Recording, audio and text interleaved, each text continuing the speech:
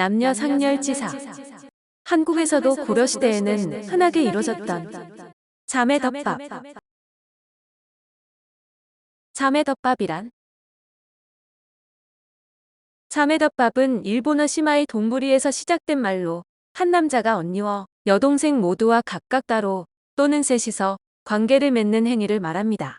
사실 한 남자가 자매를 모두 취하는 것은 역사에서 흔했던 일인데 이스라엘에서는 삼촌 이하 금친혼을 법으로 제한한 바, 두 자매가 한 남자와 결혼하면 서로 남편과 자는 것을 경쟁하는 것을 방지하기 위한 것이라고 하네요.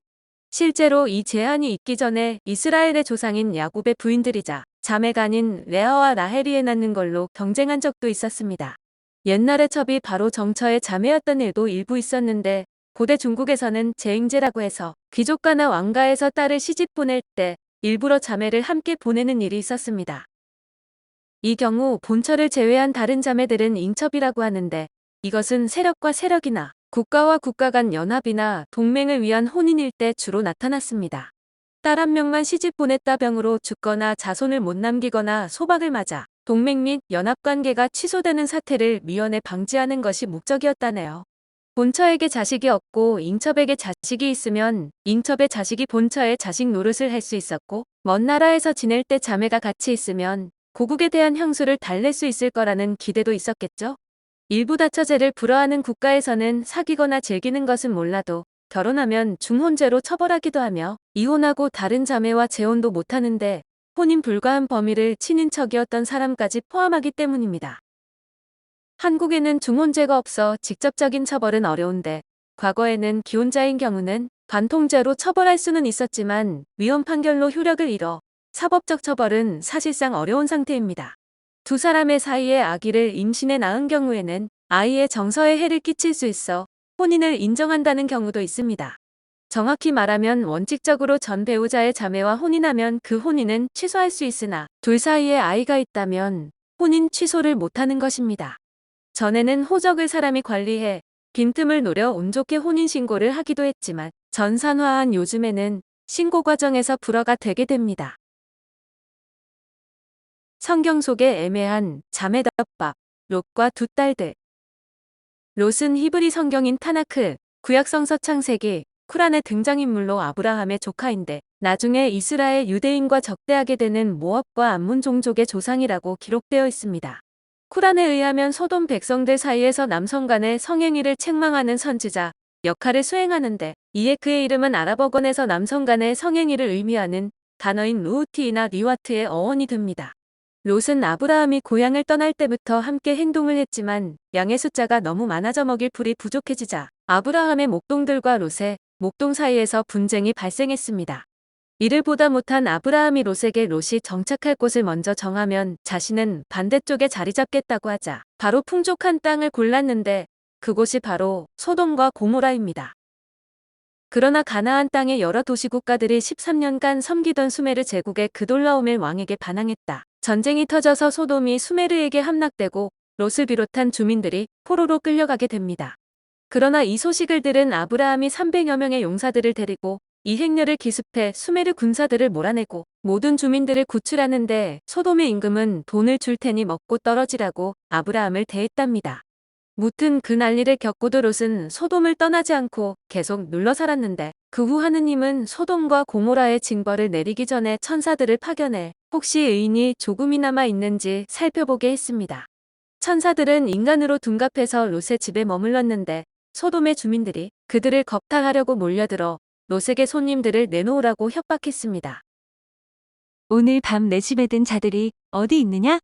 그 자들하고 재미를 좀 보게 끌어내어라. 창세기 19장 5절. 롯은 손님들 대신에 딸들을 내주려고 했지만 그들은 손님을 달라고 고집을 부렸는데 결국 천사들이 본 모습을 드러내고 롯을 집 안으로 잡아당깁니다.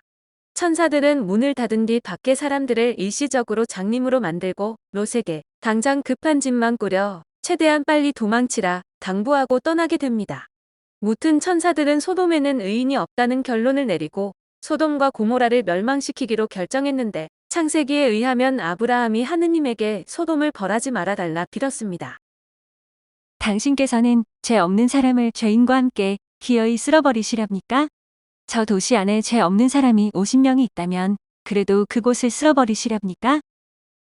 소돔성에 죄 없는 사람이 50명만 있으면 그 죄 없는 사람을 보아서라도 다 용서해 줄 수 있다. 아브라함은 주에게 계속 사람 숫자를 줄여서 묻고 결국 10명만 있어도 멸하지 않겠다는 약속을 받아내지만 의인이 10명도 없어서 멸망을 하게 됩니다.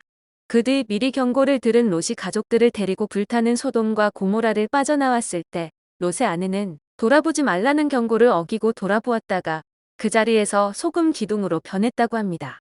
앞에 이야기가 길어졌는데 롯은 초아르라는 곳으로 갔다 그곳마저 두려워 산속의 굴에 숨어 살게 되었는데 자식을 얻을 방법이 없다고 생각한 롯의 딸들은 롯에게 술을 먹여 취하게 만든 다음 아버지를 강간했습니다.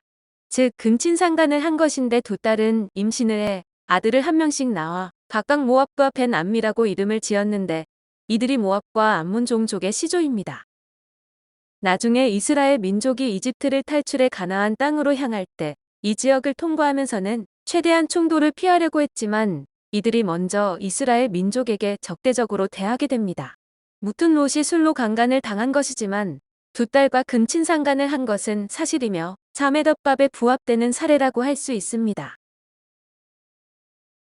역사 속의 자매덮밥. 중국에서는 많은 사례들이 있는데 순임금이 요임금의 두 딸을 아내로 맞이했고 삼국지 연의에서 송견이 두 자매를 아내로 맞아들이게 됩니다.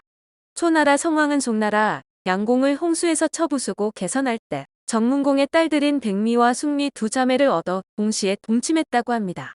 또한 백미, 숙미의 어머니 문미는 초성왕과 남매관계로 성왕은 조카딸 2명을 동시에 품은 것이며 한경제는 효경황후 왕씨가 되는 왕지와 왕신자매를 황후와 후궁으로 삼았습니다.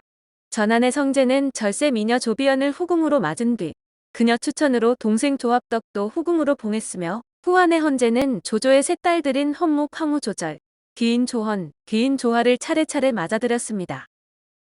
서양에서는 프랑크 왕국 클로타르 1세는 호세칸으로 형들이 죽을 때마다 형수들을 아내로 만들고 첩까지 두었는데 첩이 자기 동생의 남편감을 구해달라고 부탁하자 동생까지 첩으로 삼았다고 합니다.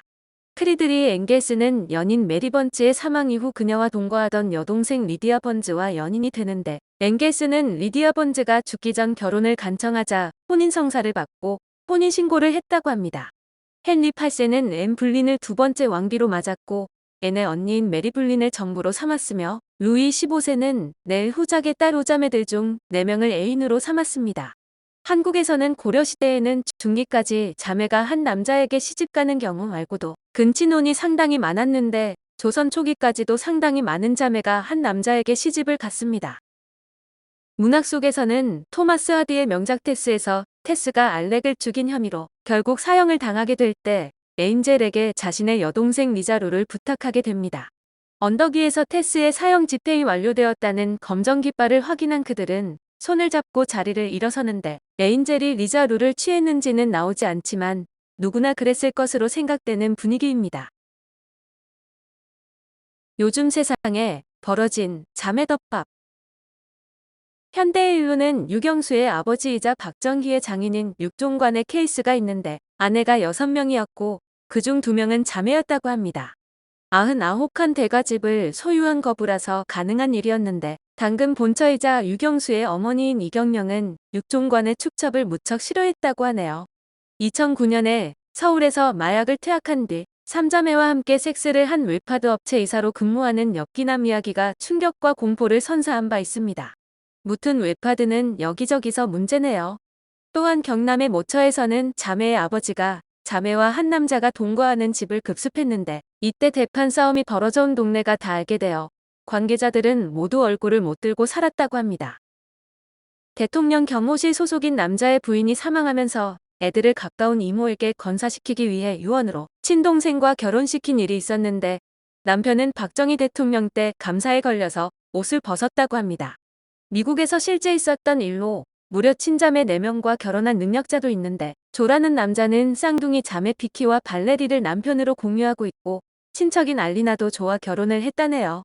조는 세 부인에게서 24명의 자녀를 뒀는데 한 살인 빅토리아부터 18살인 타비시까지 대식구가 한 집에 모여 살며 세 부인은 각자 침실을 갖고 있고 조는 부인들의 방을 오가며 지낸다고 합니다.